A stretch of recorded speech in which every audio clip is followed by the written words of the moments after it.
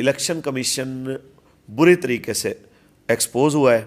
میں یہ سمجھتا ہوں کہ یا تو یہ ادارہ بند کر دینا چاہیے اور اس کی جگہ پہ کوئی متبادل ادارہ لے کے آئیں. تقریباً 90% جو ہمارے پاس اس کے ریزلٹس موجود ہیں اس کے مطابق ہم ون ہیں.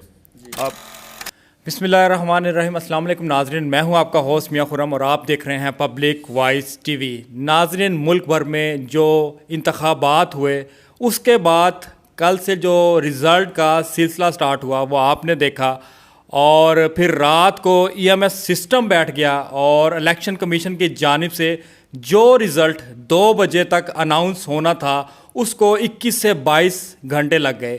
اور پھر تحریک لبیک پاکستان کے جو امیدوار تھے, بہت ساری ایسی سیٹیں تھیں, نیشنل اسمبلی کی ہو اور پنجاب اسمبلی یا باقی تمام صوبائی اسمبلی کی سیٹیں ہوں, وہاں سے تحریک لبیک پاکستان کے جو امیدوار اپنی جیتی ہوئی بازی ہارنا شروع ہو گئے. ایک بڑا سوالیہ نشان اٹھ گیا. بڑی سیٹ تھی نیشنل اسمبلی کی, اور جس طرح کہ سعد حسین رضوی صاحب NA 50 سے لیڈ کر رہے تھے, اس کے بعد ہوا کیا کہ تحریک لبیک پاکستان کے امیر لیڈر سعد حسین رضوی صاحب پہلے سے تیسرے نمبر پر آ گئے. اور پھر باقی انتخابات میں آپ نے دیکھا جو حلقے تھے وہاں پر کیا پوزیشن بنی. علامہ فاروق الحسن صاحب بھی رحیم یار خان سے نیشنل اسمبلی کی سیٹ NA 171 سے کینڈیڈیٹ تھے تحریک لبیک پاکستان کے, اور بڑے اچھے مارجن سے یہ بھی جیت رہے تھے. لیکن ہوا کیا کہ ملک بھر میں تحریک لبیک پاکستان کے جو کینڈیڈیٹ ہیں ان کو پہلے سے دوسرے سے تیسرے نمبر پر کر دیا گیا. یہ سارا معاملہ ہو کیسے گیا, اور بہت سارے ایسے سوالات ہیں. کراچی میں کیا ہوا, پنجاب میں کیا ہوا, خیبر پختونخوا میں تحریک لبیک پاکستان کے کینڈیڈیٹ جو ہے ان کے ساتھ یہ زیادتی کیوں کی گئی, یہ سارے معاملے پر بات کرنے کے لیے ہمارے ساتھ علامہ فاروق الحسن صاحب ہیں. ان سے پوچھتے ہیں اور جانتے ہیں. السلام علیکم سر. جی وعلیکم السلام ورحمۃ اللہ. علامہ صاحب کیسی طبیعت ہے آپ کی؟ جی الحمدللہ. علامہ صاحب, کل جو ہے ہم نے دیکھا کہ سسٹم جو ہے وہ بڑا اچھے طریقے سے چل رہا تھا. صبح 8 بجے پولنگ کا عمل سٹارٹ ہوا, لیکن ساتھ ہی انٹرنیٹ کی سروس بند کر دی گئی, معطل کر دیا گیا عارضی طور پر انٹرنیٹ کو, تاکہ مواصلات کا یہ ایک واحد ذریعہ تھا جہاں سے ہمیں ثبوت ملنے تھے. دھاندلی کی بہت ساری ایسی ویڈیوز ملنی تھی. 5 بجے تک تو ہم بالکل بلینک تھے, ہمیں کچھ نہیں پتہ تھا کیا ہو رہا ہے. اس کے بعد رزلٹ بھی آئے اور آپ کے جو کینڈیڈیٹ تھے آپ خود بھی جیت رہے تھے. اس کے بعد ایسا کیا ہوا کہ آپ لوگوں کا رزلٹ یعنی کہ تحریک لبیک پاکستان کا رزلٹ سب سے بعد میں جمعے کی نماز کے بعد 3:30 بجے اناؤنس کیا گیا؟ بسم اللہ الرحمن الرحیم. دیکھیں جی, یہ پاکستان کی 76 سالہ تاریخ میں جتنے بھی الیکشنز ہوئے ان میں میرے خیال میں دن دہاڑے اور میڈیا کی موجودگی میں اتنی بدترین کارکردگی الیکشن کمیشن کی شاید پاکستان کی تاریخ میں دیکھنے میں نہیں آئی. 71 کے الیکشنز کو جو مرضی آپ نام دیں, اس کے بعد بھی بہت سارے الیکشنز ایسے آئے جس کے اندر یہ الزام لگتے رہے کہ یہ دھاندلی زدہ ہیں. لیکن اس وقت میڈیا نہیں تھا, اس وقت یہ ویڈیوز بنانے کا معاملہ نہیں تھا, سرکاری اخبارات تھے, ذرائع ابلاغ محدود تھے. ابھی صورتحال یہ ہے کہ آپ 2024 کے اندر قوم کو پتھر کے زمانے میں دھکیل دیتے ہیں اور آپ 20 گھنٹے کے لیے موبائل سروس بند کر دیتے ہیں, انٹرنیٹ بند کر دیتے ہیں. یہ کس ملک میں ہوتا ہے؟ جی بالکل, رابطے کی جو بھی بالکل جتنی بھی ایپس تھی, اپلیکیشن ساری بند کر دی گئی تھی. بالکل. پھر اگلی چیز یہ ہے کہ الیکشن کمیشن خود تو گندا ہے ہی ہے, اس نے اس گند کو سارے اداروں کے منہ پہ ملا ہے. جو ادارے اس معاملے میں اس کو سپورٹ کر رہے تھے وہ تمام ادارے اس معاملے کے اندر, اس گندگی کے اندر وہ بھی لپیٹ میں آ گئے.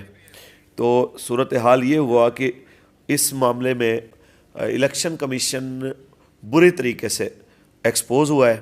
میں یہ سمجھتا ہوں کہ یا تو یہ ادارہ بند کر دینا چاہیے اور اس کی جگہ پہ کوئی متبادل ادارہ لے کے آئیں, اور اگر ایسا معاملہ نہیں ہے, آپ اس کو چلانا چاہتے ہیں, تو پھر اس ادارے کے اندر شفافیت لے کے آئیں اور اس ادارے کو کم از کم اس انداز میں دنیا کے سامنے چلایا جائے کہ واقعی پتہ چلے کہ حقدار کو حقدار اس کا حق مل رہا ہے.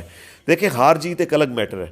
ہم اگر ہار رہے ہیں اور ہمیں بتا دیا جائے کہ ہم نے اتنے ووٹ لیے ہیں, کوئی بری بات نہیں, لیکن یہ ہے کہ قوم ہمیں ووٹ ڈال رہی ہے, آپ جناب اعلیٰ رزلٹ کچھ اور دکھا رہے ہیں, فارم 45 کچھ اور کہہ رہا ہے اور آپ کے فرامین کچھ اور کہہ رہے ہیں. یہ تو آپ کے پاس آ رہے تھے فارم 45 جو آپ کے ایجنٹ تھے وہ آپ کو دے رہے تھے, دیکھیں وصول ہو رہے تھے. بہت سارے ایریاز میں جہاں فارم 45 کا کافی سارا حصہ جو موصول ہوا اس کے مطابق ہم وننگ پوزیشن میں. ابھی NA50 کو لے لیں, اس کے مطابق جتنے تقریباً 90% جو ہمارے پاس اس کے ریزلٹس موجود ہیں اس کے مطابق ہم ون ہیں. آپ 10% میں آ کے جو تیسری جگہ پہ کھڑا ہوا ہے بندہ وہ آتا ہے اور وہ پہلی نمبر پہ آ جاتا ہے, اور پہلے نمبر والے کو آپ تیسرے نمبر پہ بھیج دیتے ہیں. یہ تو نکلے ہوئے دن کو رات کہنے والی بات ہے اور رات کو دن کہنے والی بات ہے. اچھا علامہ صاحب, جیسے کہ نیشنل اسمبلی کی سیٹیں تھیں, ہم کل سے جو ہے نا اس کی ڈیٹیل یہ دیکھیں, آپ دیکھیں ہم نے کتنی تیاری کی ہوئی تھی. ہم نے جو آپ کی عوام تھے, آپ کے لوگ تھے, کارکنان تھے, ان کو تو ہم نے خوشخبری سنا دی تھی کہ NA50 بھی ہاتھ میں آ گیا, NA240 بھی آ گیا, NA233 بھی آپ کے ہاتھ میں آ گیا, 245 ہیں, اور اسی طرح NA48. وہاں پہ دیکھیں کتنے مضبوط امیدوار تھے. اظہر محمود صاحب تھے بلکہ, اور راول پنڈی کی یہ اسلام آباد کی سیٹ تھی. لیکن یکدم ایسا کیا ہوتا ہے کہ آپ لوگوں کے ہی کینڈیڈیٹ جو ہے وہ پہلے سے دوسرے تیسرے نمبر پر آ جاتے ہیں, اور پھر آپ کے لیڈر بھی اسی زد میں آ جاتے ہیں کہ لاسٹ میں 3:30 بجے اناؤنسمنٹ ہو جاتی ہے NA50 سے, آپ وہ سیٹ بھی ہار جاتے ہیں. لیکن پاکستان کے اقتدار کے اوپر جو دین بیزار طبقہ ہے وہ کبھی بھی دین پسند قوتوں کو نہیں چاہتا کہ وہ آگے آئیں. جماعت اسلامی بھی تو آ رہی ہے, JUI بھی تو آ رہی ہے. اس دفعہ انہوں نے ان کے ساتھ بھی جو ہے نا وہ تقریباً ہمارے والا ہی معاملہ کیا ہے, لیکن پھر بھی ہمیں ذرا اس لیے زیادہ ستایا جاتا ہے کہ ہم اسٹریٹ فارورڈ بات کرتے ہیں, ہمیں بات گھما کے کرنے کی عادت نہیں ہے, تو اس وجہ سے ہم زیادہ زیر عتاب ہیں. بالکل. تو آپ کو پتہ تھا کہ یہ جو الیکشن ہے یہ جانبدار ہونا ہے, اور آپ کو پتہ تھا کہ کس جماعت نے اوپر آنا ہے. پیپلز پارٹی کو سندھ میں اختیار مل جائے گا اور نون لیگ جو ہے وہ پنجاب اور وفاق میں آ جائے گی. پھر اس کے باوجود آپ نے اس الیکشن میں 713 امیدوار کیوں اتارے, اور 30 لاکھ ووٹ ملے جس جماعت کو, اس سے بھی زیادہ. ابھی تک تو الیکشن کمیشن کے حوالے سے جو یہ کہا جا رہا ہے نا آپ کی جماعت کو 30 لاکھ ووٹ ملے, ایک بھی سیٹ نہیں ملی. دیکھیں جی, ہم اس لیے سسٹم کے اندر کھڑے ہوئے تھے اور اب بھی ہیں کہ ہم ان کو کہنا چاہتے ہیں کہ جس وقت ہم نکلتے ہیں روڈ کے اوپر اور کہتے ہیں کہ یہ غیر اسلامی قانون بند کیا جائے, اور اس غیر اسلامی قانون کے اندر جو آپ نے یہ شک ڈالی ہے یہ اسلام کے صراحتاً خلاف ورزی ہے, تو آپ کہتے ہیں کہ اس کا حل مستقل یہ ہے کہ آپ قومی دھارے میں آئیں. آپ کہتے ہیں کہ آپ الیکشن کا رستہ لیں, تو اگر قوم آپ کو ووٹ دیتی ہے تو اپنی مرضی کے مطابق جو ہے قوانین مرتب کریں. جب ہم بیلٹ کا رستہ اپناتے ہیں آپ کو وہ بھی برداشت نہیں ہوتا. پھر آپ اس کا مطلب ہے کہ دھکیل رہے ہیں قوم کو کہ وہ بیلٹ کا رستہ چھوڑ کے بلٹ کا رستہ اپنائیں. یہ کیا طریقہ کار؟ یہ تو جان بوجھ کے جو ہے نا کسی بندے کو اتنا ستانے اور تنگ کرنے والی بات ہے کہ وہ آپ کے خلاف جو ہے وہ میدان میں آ کے بغاوت پہ اتر آئے.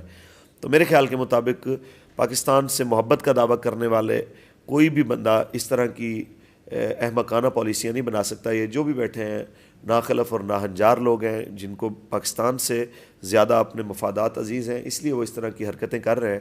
بس اللہ تعالیٰ رحم فرمائے. جو حالات ملک کے دیکھ رہے ہیں آپ, پاکستان میں خیبر سے کراچی تک کوئی ایک بندہ, ہارنے والے کیا اور جیتنے والے کیا, کوئی ایک بندہ بھی ان پولنگ کے نتائج سے مطمئن نہیں ہے. اچھا علامہ صاحب, آپ کو جو ہے وہ جماعت نے مینڈیٹ دیا اور اعتماد کیا, ووٹ دیے, آپ 1.5-2 مہینے سے کمپین بھی کر رہے تھے, اتنی محنت کر لی, جب آپ کو پتا تھا کہ لاسٹ میں رزلٹ یہی آنا ہے, آپ کو ایک سیٹ بھی نہیں ملنی نیشنل اسمبلی کی, جو ہے قومی اسمبلی میں آپ کو نہیں جانے دیا جائے گا. عوام تو پھر کہے گی نا ہم نے تو تحریک لبیک پاکستان کو ووٹ دیا, تحریک لبیک پاکستان کے کینڈیڈیٹ کو ووٹ دیا, یہی وہ کینڈیڈیٹ ہے جو قومی اسمبلی میں جا کر عوام کے جو مسائل ہیں حل کرنے کے لیے بات کرے گا, تو پھر ووٹ تو ضائع ہو گیا. نہیں, ایسی بات نہیں ہے. ہمارے تقریباً کوئی 23 لاکھ کے قریب پچھلا جو ہے ہمارا ووٹ تھا, اور اس دفعہ جینون جو ہے نا تقریباً کوئی 70 لاکھ سے زیادہ لوگوں نے ہمیں ووٹ ڈالا ہے. انہوں نے ابھی تک جو, کیونکہ ابھی بہت سارے حلقوں کے, ابھی تو بہت سارے ایریاز کے جو ہے نا وہ رزلٹ بھی رہتے ہیں تقریباً 100 حلقوں کے, تو ان کے بتانے کے مطابق بھی تقریباً جو ہے نا 1 ملین کے قریب ہم نے مزید ووٹ جنریٹ کیا ہے. تو میں سمجھتا ہوں کہ تحریک لبیک کی مقبولیت میں کمی نہیں آئی, بڑی ہے.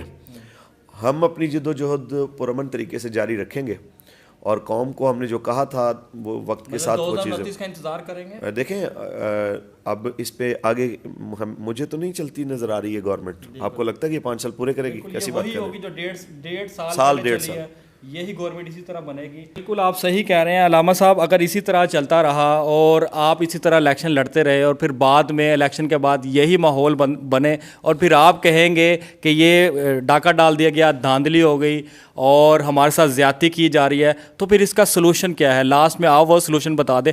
کیا کوئی پریشر ہے آپ پر, کوئی دباؤ ہے آپ کی جماعت پر, یا پھر جو دوسری طرف آج میس کریٹ کیا گیا اور یہ کہا گیا کہ الیکشن جو ہے کمیشن کی جانب سے کہ پورے ملک میں جو ہے وہ سسٹم بند کر دیا جائے گا, انٹرنیٹ کی سروس بند کر دی جائے گی, آپ کا کوئی ڈر خوف تھا؟ اور وہ بتا رہے تھے کہ اٹک میں بھی کوئی فائرنگ کے واقعہ سننے میں آ رہے تھے.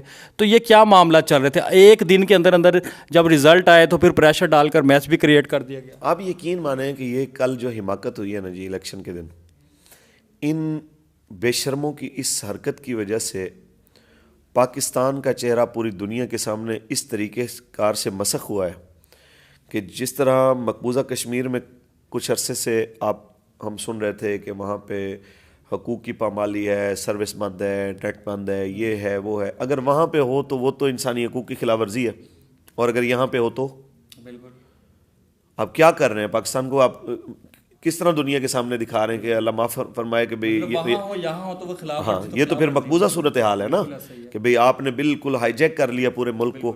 آپ کسی کو حق ہی نہیں دے رہے, ذرائع ابلاغ کی جو ذرائع ہیں وہ سارے آپ نے محدود کر کے رکھ لی ہیں. تو یہ پاکستان کے دامن پہ بہت بڑا داغ ہے, اور میں سمجھتا ہوں کہ 76 سال سے اگر یہ ادارہ اپنے آپ کو درست نہیں کر سکا تو اس کا ڈھانچہ چینج کیا جائے یا اس کو بدلا جائے یا کوئی اور طریقہ کار لایا جائے جس سے کم از کم کسی کو اگر ووٹ ملے تو لوگ ظاہر ہے کہ ایک پارٹی پہ اعتماد کرتے ہیں تو کم از کم اس کو اتنا حصہ ضرور ملنا چاہیے اقتدار کا جتنا قوم نے اس پہ اعتماد کیا جو اس کا حق ہے. بالکل. علامہ صاحب لاسٹ میں مجھے بتائیے گا کہ سعد حسین رضوی صاحب نے پریس کانفرنس کی, انہوں نے پورے ملک میں احتجاجی ریلیوں کا انعقاد کیا ہے اور کہا ہے کہ ہم احتجاجی ریلیاں نکالیں گے. اس سے کیا فرق پڑے گا, یہ بتائیے گا مجھے. دیکھیں جی, پہلی چیز ہے کہ ہم ہاتھ پہ ہاتھ دھر کے بیٹھ جائیں اور کہیں جو ہوا جی ٹھیک ہوا ہے. یہ آپ کا سٹیپ 1 ہے, اس کے بعد بھی کوئی پلان آئے گا؟ پہلا تو یہ تھا نا کہ ہم ہاتھ پہ ہاتھ دھر کے بیٹھ جاتے اور کہتے جی یہ جی جو ہوا جی ٹھیک ہوا. ٹھیک تو ہوا ہی نہیں ہے, آپ غلط کو ٹھیک کیسے کہہ سکتے ہیں؟ صحیح ہے. اب غلط کو غلط کہنے کے مختلف طریقہ کار ہوتے ہیں اس کو ٹھیک کرنے کے.